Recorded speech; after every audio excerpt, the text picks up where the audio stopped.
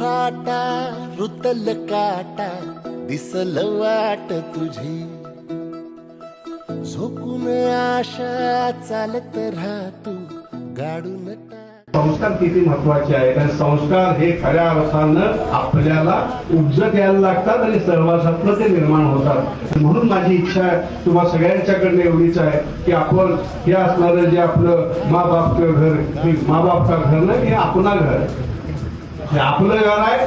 आणि ह्या घराला घरपण देण्यासाठी तुम्हाला जिथं जिथं मदत लागेल, जिथं जिथं मदत लागेल त्या मदतीला अरुण कांबळे साहेबांना माझा स्वभाव माहित आहे. बातें कम और काम ज्यादा.